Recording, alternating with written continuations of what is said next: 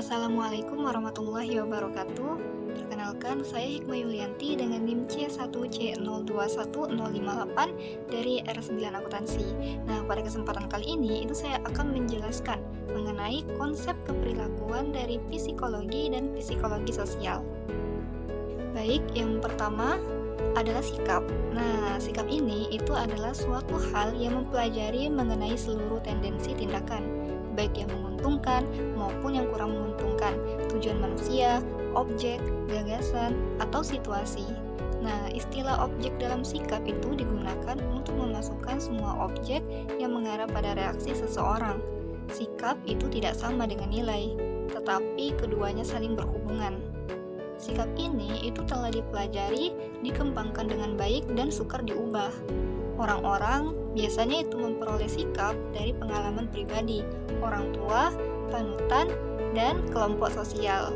Lalu, komponen dari sikap. Yang pertama adalah komponen teori. Komponen teori terdiri atas gagasan, persepsi, dan kepercayaan seseorang mengenai penolakan sikap. Yang kedua adalah komponen emosional. Komponen emosional atau efektif mengacu pada perasaan seseorang yang mengarah pada objek sikap. Tiga, komponen perilaku. Komponen perilaku mengacu pada bagaimana satu kekuatan bereaksi terhadap objek sikap. Pembahasan selanjutnya, konsep terdekat sikap. Pertama, kepercayaan. Secara luas, kepercayaan dapat didefinisikan sebagai komponen kognitif dari sikap. Kedua, opini. Opini terkadang didefinisikan sebagai sinonim dari sikap dan kepercayaan. Ketiga, nilai. Nilai merupakan tujuan hidup yang penting sekaligus standar perilaku. Dan terakhir, keempat, kebiasaan.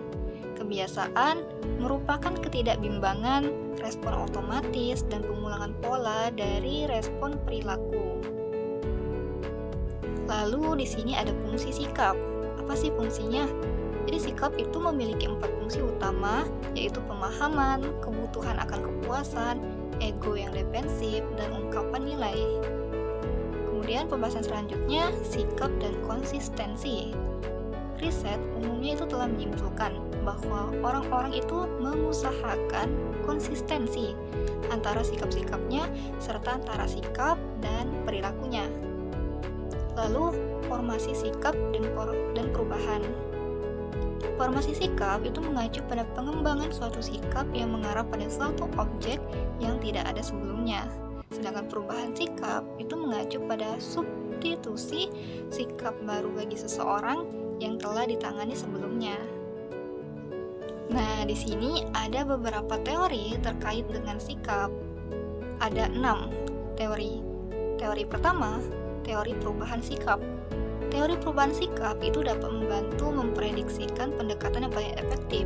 Sikap mungkin dapat berubah sebagai hasil pendekatan dan keadaan. Kedua, teori penguatan dan tanggapan stimulus. Teori penguatan dan tanggapan stimulus dari perubahan sikap terfokus pada bagaimana orang menanggapi rangsangan tertentu. Yang ketiga adalah teori pertimbangan sosial. Teori ini menjelaskan manusia dapat menciptakan perubahan dalam sikap individu jika manusia tersebut mau memahami struktur yang menyangkut sikap orang lain dan membuat pendekatan setidaknya untuk dapat mengubah ancaman.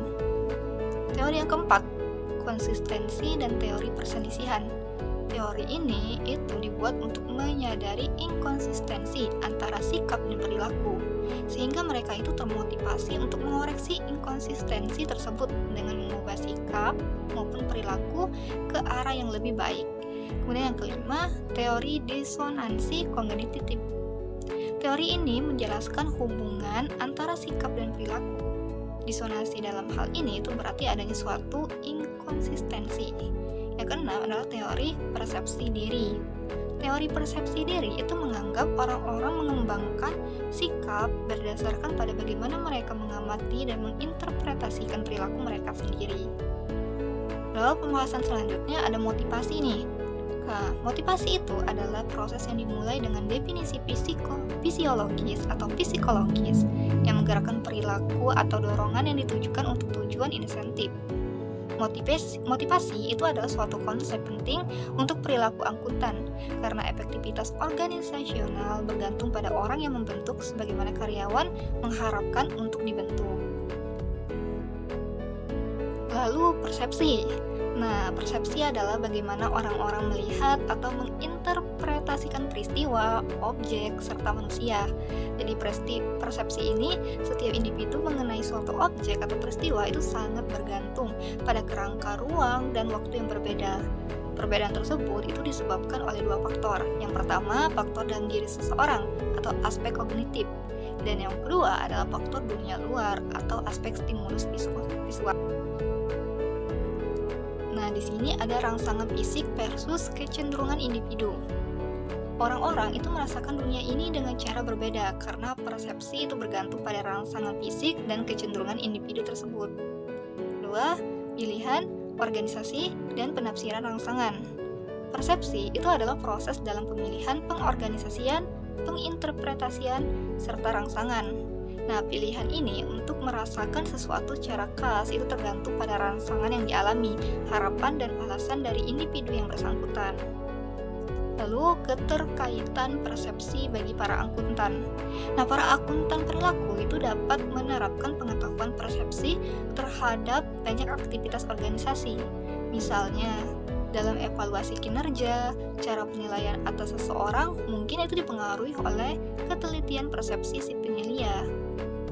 Yang keempat, persepsi orang membuat penilaian mengenai orang lain. Persepsi manusia terhadap orang lain itu berbeda dari persepsi manusia terhadap objek mati, seperti meja, mesin, atau gedung, karena manusia itu menarik kesimpulan mengenai tindakan orang lain tersebut. Nah, dalam bahasan mengenai persepsi orang dalam membuat penilaian terhadap orang lain, hal ini akan dikaitkan dengan teori atribusi. Kemudian pembahasan nilai. Arti penting nilai, apa sih artinya?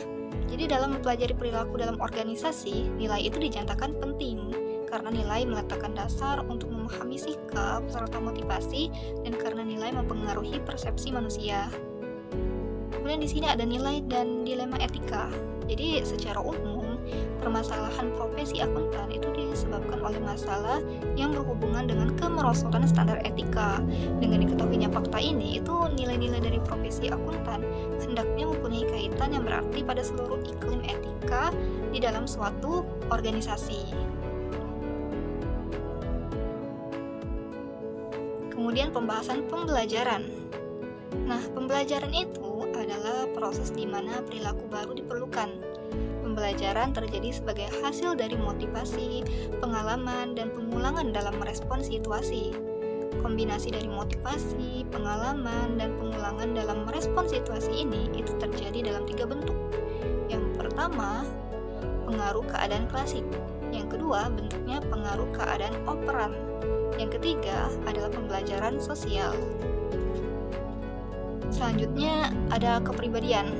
Kepribadian itu mengacu pada bagian karakteristik psikologi dalam diri seseorang yang menentukan dan mencerminkan bagaimana orang tersebut merespon lingkungannya. Aplikasi utama dari teori kepribadian itu dalam organisasi itu adalah memprediksikan perilaku. Kepribadian seorang dewasa itu umumnya terbentuk dari faktor keturunan dan lingkungan, kemudian diperlunak lagi oleh kondisi situasi. Tidak ada jenis kepribadian umum untuk satu negara tertentu, namun budaya negara itu harus mempengaruhi karakteristik kepribadian yang dominan dari populasinya.